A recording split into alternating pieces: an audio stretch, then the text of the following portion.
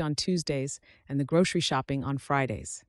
For 38 years, she'd been Tom's wife, a role she wore like a well-loved coat.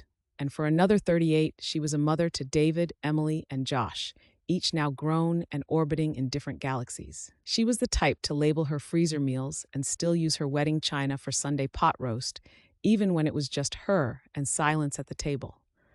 When Tom died, the silence expanded. It moved into the wallpaper, into the pantry, into her bones. Widowhood, Margaret quickly discovered, was not a dramatic affair like in the movies. There were no violins, just coffee made for one and too much Tupperware. The worst part? No one noticed she was lonely. Her children had absorbed the news, hugged her gently, and returned to their frantically scheduled lives. And that's when the madness began. It started with a YouTube video titled "Living Full-Time on a Cruise Ship After Retirement." A glamorous woman named Charlene, who looked suspiciously like a Vegas showgirl gone domestic, raved about bottomless lobster tail and dancing on deck at midnight. Margaret scoffed. Ridiculous, she thought. 3 hours and 4 YouTube rabbit holes later, she whispered, maybe not so ridiculous. Bargain waves and boarding passes. Margaret spent the next week researching cruise deals like a seasoned private investigator. She found Facebook groups, Cruise Hackers Over 60, Golden Girls Gone Global, and learned that booking repositioning cruises, back-to-back itineraries, and off-season cabins could cost less than her suburban electric bill. She discovered loyalty programs, last-minute cancellation deals, and made a color-coded spreadsheet to compare cabin sizes, port taxes, and deck plans. She even taught herself the difference between aft and midship. She was a woman on a mission, armed with determination, YouTube, and a very sensible pair of orthotic sandals. The next week, she sold her car, donated her china set, packed 3 maxi dresses, and booked 6 months aboard 4 different ships. When she told her children, the responses were mixed. Josh said, "That's awesome. Are you okay, Mom?" David asked if she was joining a cult. Emily flatly accused her of a midlife crisis, except it's past midlife, Mom. That one stung. The first departure. The Elysian dream loomed at Port Miami like a floating palace. Marble floors, polished brass, perfume in the air. Her cabin was compact but elegant, with crisp white linens and a balcony that opened to the sea. She cried the first night. Not from sadness, but from overwhelming freedom. No one needed her, and for the first time in decades, she didn't need anyone either. The next morning, she joined a stretching class with a view of the horizon. The instructor was a Brazilian man named Paulo, who looked like he belonged in a cologne commercial. "I think I pulled my dignity," she muttered, half in pain, half in awe. Life at sea, Margaret dove headfirst into cruise culture. She joined line dancing under the stars, learned to play mahjong, lost $12 at blackjack and laughed like a child. She tried escargot, tastes like a buttery garden slug, and became shockingly good at trivia nights, especially categories involving 1960s pop lyrics and obscure Bible verses. She made friends. Gloria, a former Vegas showgirl who now sold handmade jewelry on Etsy and still wore rhinestones to breakfast.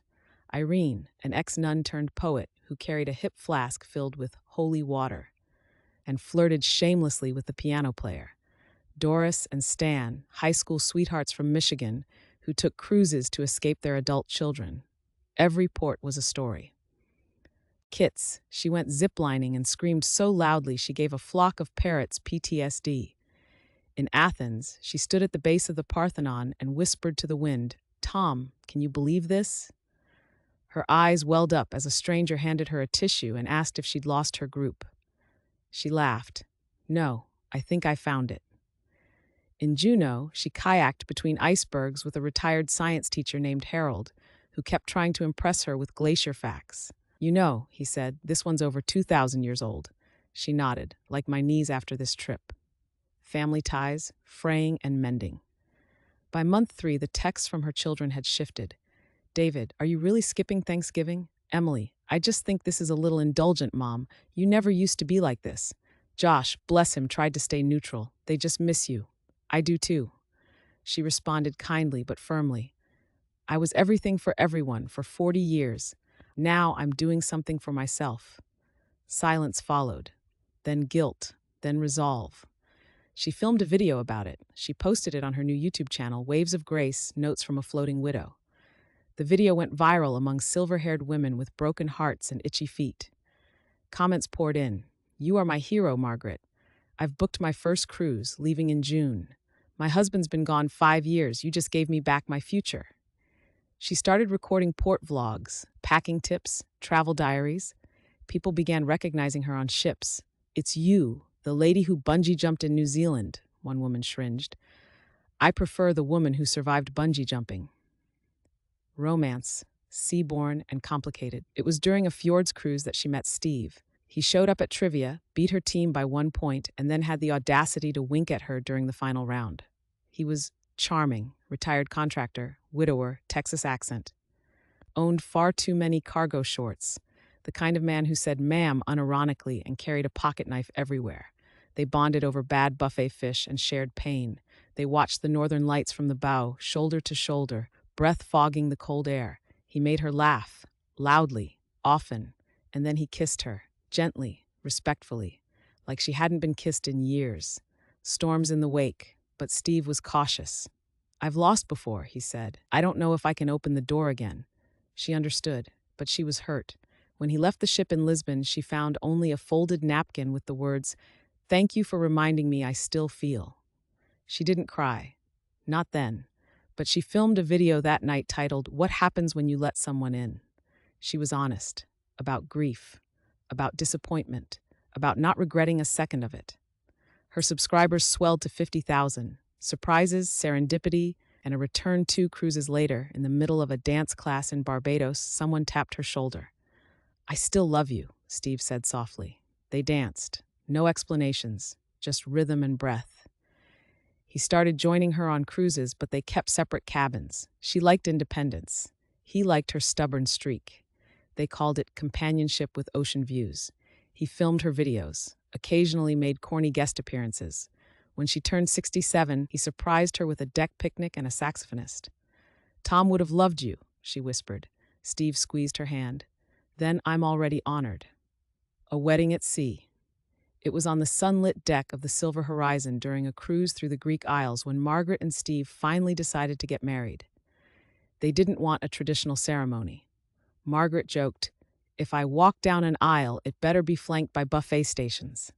Instead, they chose a sunset ceremony on the top deck, surrounded by friends they'd met on cruises over the past 2 years. Gloria wore a sequined shawl, Irene read a blessing in poetry, and Doris served as unofficial ring bearer, with Stan holding the rings in a miniature life preserver. The ship's captain officiated. The sea shimmered golden as they said their vows. "I promise to hold your hand through calm seas and high waves," Steve said, voice steady. "I promise to keep dancing with you, even if my knees creak louder than the engine," Margaret replied, drawing laughter from the crowd. They toasted with champagne, cut a cake shaped like a cruise ship, and shared their first dance to a string quartet playing Unforgettable. That night, Margaret wrote in her journal, "Dear Tom, you told me not to stop living. I didn't. I found someone who doesn't replace you, just joins me in this next chapter. Thank you for loving me first." Legacy and dreams. Now, Margaret dreams of starting a foundation, sponsoring cruises for grieving widows and widowers, a floating retreat of healing, dancing, journaling, and community. Her children are slowly beginning to understand. Emily joined her on a Mediterranean trip. Over gelato in Rome, she whispered, "You're not the mom I remember." Margaret smiled. "I'm still her. I just peeled off the shell." Josh emailed, asking if she could help him surprise his wife with a cruise. David apologized. Forgiveness flowed, not like lightning, but like tidewater. Final logbook. At night, she still writes in her blue journal, "Dear Tom, you told me to find joy again. I thought it was impossible. I thought love came once, but the sea taught me differently.